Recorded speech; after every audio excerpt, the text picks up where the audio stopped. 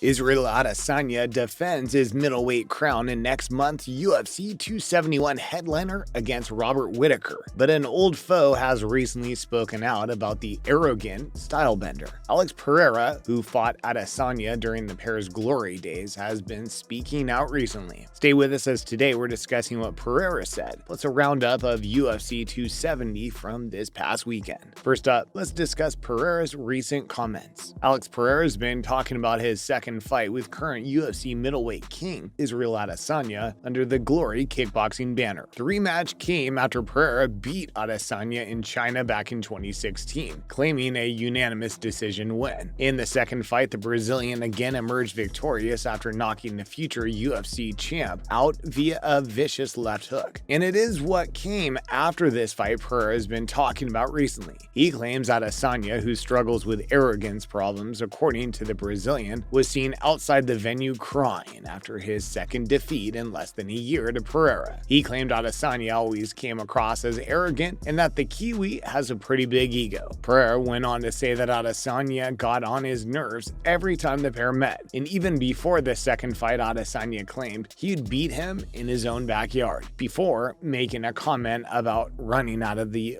favela. Pereira has since joined the UFC, winning his debut fight against Andreas Michailidis at UFC 268. So we wonder if a future title fight with Izzy could be on the cards if he keeps up his winning ways. He is next out in March against Bruno Silva, so it'll be interesting to keep an eye on his progress, and if he can make a real run at the division's upper echelons. Would you like to see Adesanya and Pereira dance again for a third time under a different rule set this time? Let us know below. Next, we're looking at Saturday's headline fight. Francis Ngannou returned to action for the first time in 10 months on Saturday against former teammate Cyril Gane. The big Cameroonian scored a unanimous decision win against the heavily backed Frenchman in what some believed was actually one of his most impressive performances. The African champ has received criticism in the past for his lack of cardio, but it was evident on Saturday night that he had been working on this aspect in his preparation, as he looked completely different to the fighter that gassed out in 2 rounds against Stipe Miocic in his first title fight. The win was also the first time in his career Ngannou had won by decision, which just serves to add another aspect to his game, proving to his critics that he is learning how to manage fights and not just rely on that huge knockout power he has. Gane was much fancied going into the fight, as he had won all 10 of his previous professional bouts, but losing to Francis Ngannou, who is the hardest puncher the UFC has ever seen, is no disgrace, and we're sure Bongaman will be back better than ever next time out. It is yet to be seen what will happen when Ngannou's contract amid reports that he has said he won't fight again under his current deal. There have also been reports of him chasing a pro boxing fight. We wouldn't want to be on the receiving end of one of those punches, however. What do you think is next for the big man? We're talking Figueiredo and Moreno next. Stay tuned. Brandon Moreno and Davonson Figueiredo squared off on Saturday for the third time in as many fights for the pair as they battled for Moreno's belt. The Mexican had taken Figueiredo's title back in June last year, securing a submission win via rear naked choke. Saturday night was a different affair, however, and Figgy Smalls, as he's affectionately known by fans, nod to late rapper Biggie Smalls, got the job done with a unanimous decision win over the champ. Some fans claimed it was a closer fight than this, however, as Moreno gave a good account of himself and the bout was awarded the Fight of the Night award, which again suggested it was closer than the UD suggested. In winning the title, Figueiredo became a 2-time flyweight champion, and training under the tutelage of Henry Cejudo has certainly paid off. We wonder if the ex-champ would come out of retirement to challenge his student for his belt. Figgy's all-around game did look sharp, however, and it remains to be seen whether or not there will be a fourth fight with Moreno. Some people have suggested the next man to get a crack at the title should be undefeated. Number 2 ranked Dagestani Askar Askarov. Having won half of his fights via submission, this one would be a great matchup for the Brazilian, and it'd be interesting to see how that fight plays out. What do you guys think? What happened elsewhere then? Stick around to find out. The rest of the card saw some really great fights. Just before Moreno and Figueiredo went to war, Michael Pereira dominated Andre Fialho, which really served to expose Fialho's one-dimensional fighting style. The Portuguese striker relies too heavily on striking and doesn't really have much else in his arsenal. So when he comes up against much more well-rounded well-rounded fighters who can defend the strikes and use other methods, then he generally comes unstuck. And this is what happened with Pereira, with the Brazilian winning via unanimous decision. Said Nurmagomedov, also of Dagestan, but no relation of the great Khabib, but the job done in round 1, defeating Cody Stamann via guillotine choke. It remains to be seen whether this will be enough to enter the rankings when they're updated this week, but we shall see. In the first fight of the main card, the welterweights went to war with Michael Morales getting the better of Trevin Giles, winning the fight via TKO stoppage in the first to get the card off to a rip-roaring start. In the prelims, there were wins for Victor Henry, Jack Della Magdalena, Tony Gravely, and Matt Frivola. What did you guys make of the UFC 270 cards and the headline fights in particular? Both went to decisions, but did the judges score them correctly? Let us know what you thought below. Next up, we're discussing Dana's obvious snub of Nagano on Saturday night. As we've discussed at length previously, there is no love lost between Francis and UFC head honcho Dana White. And White's behavior after Nagano's win over Cyril Gane on Saturday night will have done nothing to smooth the relationship between the pair. Part of White's job after a title fight is to either crown a new champ or give the current champ back their belt by wrapping the belt around the winner. On Saturday night, he left his job to his next in command, Mick Maynard. The UFC fans all around the world noticed the odd behavior. MMA journalists also had their say on White's behavior, with MMA journalist Elias Capita calling White a salty bee. Rude. He also said White didn't deserve to wrap the belt around the champion, as the UFC doesn't deserve Nagano. Oh, who's the salty one now, hey Elias? Sherdog journalist Jay Petrie said it did not go unnoticed that #UFC President Dana White was not in the cage to wrap the belt around the heavyweight champion's waist. As well as not entering the cage after the big man's win, White's absence at the post-fight press conference was also telling. This might pave the way for Francis's exit from the organization, which would be a big blow for White and the matchmakers. Recently, world heavyweight boxing champion Tyson Fury called out Nagano for a boxing fight, which we can only really see going one way, given the skill of Fury. Do you think there's something that could potentially happen? So what's next for the UFC's heavyweight division? Saturday night had ramifications throughout the heavyweight division, and should Nagano stay with the UFC, what is next for the champion? Some people have suggested the only fight to make at the top of the heap in the heavyweight division is with John Jones. Ex-light heavyweight champion Jones has been bulking up in the past year and is set to make his debut in the division sooner rather than later, and some have suggested he should be given an instant title fight. The only fighter in the UFC's top 10 with an active win streak right now is Thomas Binal, but he himself has said he isn't ready for a title fight just yet, so fans are assuming Jones will get the next crack at Francis. Jones's all-around game is second to none. Some people have suggested he dominates Nagano easily, but we're not too sure. What do you make of this one should it go ahead? Cyril Gane against Stipe Miocic has also been suggested as the next fight to make at the top of the division, and we couldn't agree more. However, timing might be a factor for this fight, as Gane has just fought, probably won't be ready for another 5 or 6 months. Miocic hasn't fought for 10 months now, since losing his title to Nagano, and is probably ready to go right now. What do you guys think is next for Stipe should the Gane fight not materialize? Let us know below. As always, thanks for tuning in today, and remember to stop by next time for some more revelations. Bye guys.